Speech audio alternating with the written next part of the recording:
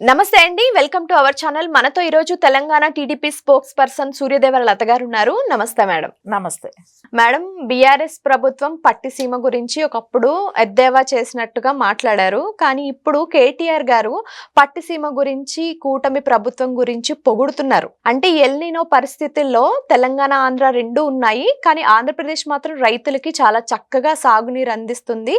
కానీ తెలంగాణ ప్రభుత్వానికి ఏమైంది?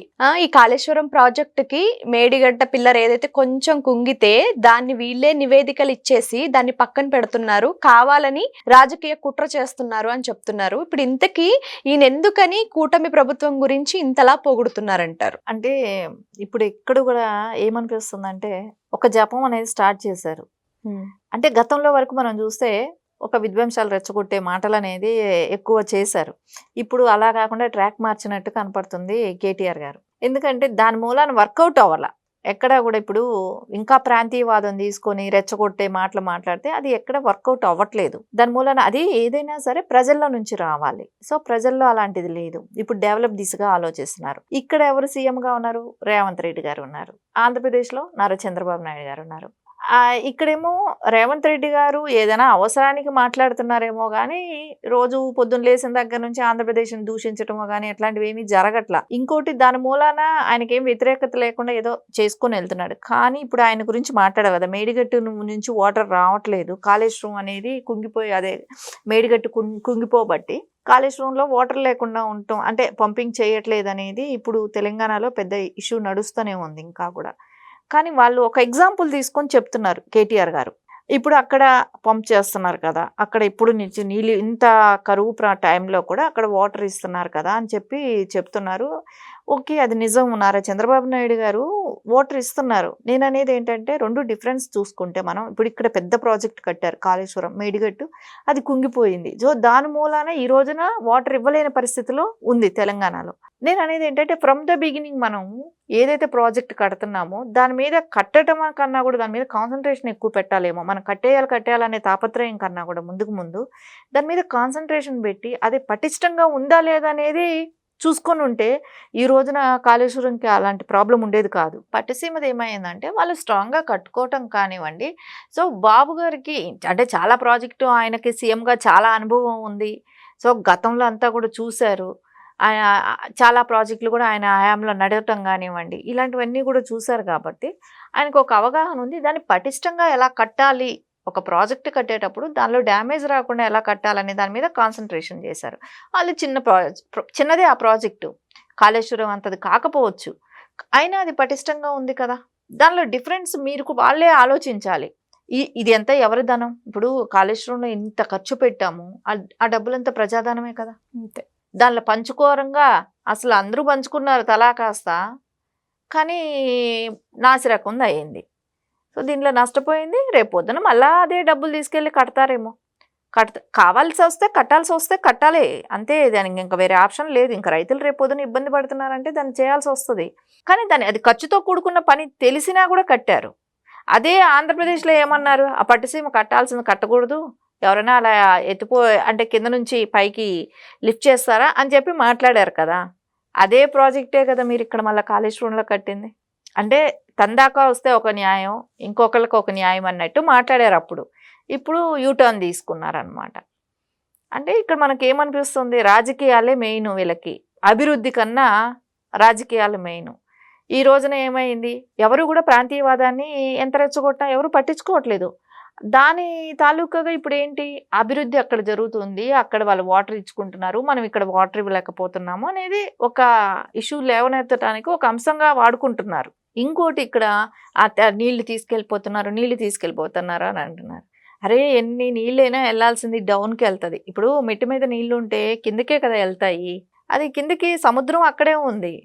అదే ఆంధ్ర రాష్ట్రం తీసుకెళ్ళిపోతుంది అంటే మీరు కావాల్సిన నీళ్ళు మీరు తీసుకుంటేనే కదా కిందకి వెళ్ళేది, మిగిలితేనే కదా వెళ్తాయి. అది కిందకి వెళ్ళిపోతుందని వాళ్ళని మా రాష్ట్రాలకు రాకూడదని ఏమైనా వాళ్ళు డ్యామ్ ఏమైనా కట్టుకోగలుగుతారా?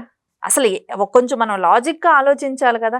సముద్రంలోకి వెళ్ళే నీళ్ళు వాడుకోవచ్చు, కానీ అక్కడ మీరు వెళ్ళి చూస్తే, ఇప్పుడు వెళ్ళి చూడమనండి, ఎప్పుడు కూడా నీళ్లు వెళ్తూనే ఉంటాయి. గోదావరి కానివ్వండి, అసలు వాటర్ అనేది కిందకి వెళ్ళాల్సిందే, సముద్రంలో కలవాల్సిందే. వాళ్ళకై కూడా మిగిలిపోతున్నాయి కదా.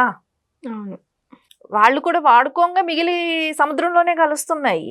అది ఎలా అనిపిస్తుందంటే ఇప్పుడు భౌగోళికంగా కొంచెం కొంతమంది వెళ్ళి చూడని వాళ్ళు ఉంటారు కదా, అంటే సముద్రం దగ్గరికి వెళ్ళి చూడకుండా గోదావరి ఎలా వెళ్తుంది ఈ ఐడియా లేని వాళ్ళని ఏంటంటే ఇలాంటి మాటలు చెప్పి మభ్యపెట్టి రెచ్చగొడుతున్నారు అంతే తప్ప. కానీ ఇక్కడ రాజకీయంగా లబ్ధి పొందటానికి కొన్ని పార్టీలు చేస్తున్న పనే కానివ్వండి, కొంచెం మనం ఎవరైనా సరే లాజిక్గా ఆలోచిస్తే అరే మెట్టు మీద ఉన్న నీళ్ళు కిందకే వెళ్తాయి, సో మనకు వాడుకున్న నీళ్ళు వాడుకోవాలి, మనం కట్టుకోగలిగినన్ని ప్రాజెక్టులు మనం కట్టుకోవాలి, మనం చేసుకోగలిగినంత వరకు మనం యూజ్ చేసుకోవాలి. సో అప్పుడు మనం దాని గురించి మాట్లాడటానికి.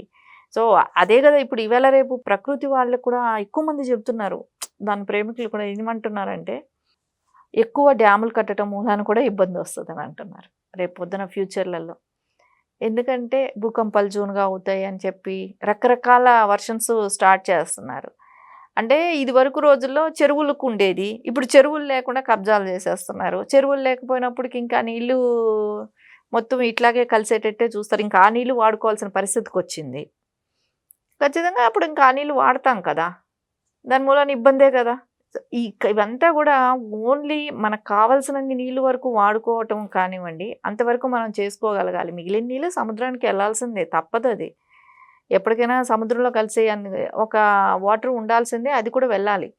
మనం అన్నీ ఆపెట్టుకోలేము, అన్నీ స్టోర్ చేయలేము. ఇది వరకు మీరు చూడండి ఎక్కడైనా కొన్ని కొన్ని ప్రాంతాలలో అంటే మెట్ట భూములు కూడా పండించుకోగలుగుతున్నాం. ఈ రోజున ఆ కెపాసిటీ మనకు వచ్చింది, విజ్ఞానం పెరిగేటప్పటికి అలాంటి ఆపర్చునిటీలు కూడా మనకు వచ్చాయి కాబట్టి. సో దాని తర్వాత పంటల్లో కూడా తేడా చూసుకోవాలి కదా, ఏ పంటలు ఎప్పుడెప్పుడు వేసుకుంటే వర్షాకాలం ఒక సీజన్ వరి వేసుకుంటే ఇంకో సీజన్కి క్రాప్కి ఇంకోటి ఏదో వేసుకునేటట్టు చూడాలి. ఇక్కడ ఏమవుతుందంటే ప్రతిసారి వరి వేయటం మనకు వాటర్ ఇది కూడా ఎక్కువైపోవటం కానివ్వండి, మళ్ళీ దానికి గిట్టుబాటు ధర లేకపోవటం కానివ్వండి, ఈ పంటల్లో కూడా చేంజ్ అనేది ఈవేళ రేపు రైస్ తినే వాళ్ళు కూడా తగ్గిపోయారు. మిల్లెట్స్లు ఇట్లాంటివి మూలాన కూడా రైస్ తినే వాళ్ళు కూడా తగ్గిపోయారు. అంటే ఎక్స్పోర్ట్కి ఏమైనా వాడుకుంటుంటున్నారు కానీ పంటల్లో కూడా మార్పు చూసుకోవాలి. వర్షాకాలంలో ఒక పంట వేస్తే మళ్ళీ ఇంకొక సీజన్లో ఇంకొక పంట వేసుకోవటం, ఇలాంటి మార్పులు కూడా సజెషన్ ఎవరు ఇవ్వాలి? అది గవర్నమెంట్ ఇవ్వాలి. అవును మేడం. ఇప్పుడు what ever the reasons Andhra కానీ తెలంగాణ కానీ ఒక డ్యామ్స్ బిల్డ్ చేస్తున్నాయంటే రేపటి తరాల కోసమే నీటిని ఆదా చేయాలని చెప్పేసి చేస్తాయి. బట్ ఆ చేసే పని కూడా కరెక్ట్గా చెయ్యకపోవడం వల్ల ఇప్పుడు ప్రజలు కానీ ఎవరైనా డైరెక్ట్గా ప్రశ్నిస్తారు, అని మీరు చేశారు అంత పెద్ద డ్యామ్ కట్టారు, అదేదో సరిగ్గా కడితే ఇప్పుడు నీళ్లు యూజ్ అయ్యాయి కదా, కానీ అది తప్పుగా కట్టి మళ్ళీ దాన్ని సమర్థించుకుంటున్నారు. అది చిన్నగా కుంగితే ఇప్పుడు ఎందుకు ఇలా చేస్తున్నారని ఎలా చూడాలి మేడం అసలు రాజకీయ నాయకుల్ని మనం? అంటే వాళ్ళు అనేది ఏంటి, అదేదో చిన్నగా కుంగింది అని మాట్లాడుతున్నారు. అక్కడ గతంలో అదే చిన్నగా కుంగిన దానికి అప్పుడు అందరూ వెళ్తానన్నారు, అపోజిషన్ పార్టీలుగా ఉన్న వాళ్ళు అందరు పార్టీలు, అన్ని పార్టీలు, ఆల్ పార్టీలు వెళ్ళి చూడటానికి సందర్శన కోసం వెళ్తానంటే కూడా రానిలా, పోలీసుని పెట్టి అడ్డు పెట్టి ఎవరిని చూడటానికి కూడా రానిలేదు, మేడిగట్టు కోటు. సరే అంతే, ఏదో చిన్నగా డిస్టర్బ్ అయిన దాన్ని అప్పుడే వాళ్ళు సెటరేట్ చేసి ఉండాలి కదా. ఇంత గ్యాప్ ఎందుకు తీసుకున్నారు? ఈ గ్యాప్ మూలాన్ని ఇంకా డ్యామేజ్ అవుతానే పోతుంది. అది అప్పుడే సెటరేట్ చేసేసి ఉంటే ఈ రోజున ఈ ప్రాబ్లం ఉండేది కూడా కాదు. సరే ఇప్పుడు చేశారని అనుకుందాం, ఏదైనా ప్రాణాపాయం ఏదైనా జరిగింది అనుకోండి, అప్పుడు పరిస్థితి ఎలా ఉంటుంది?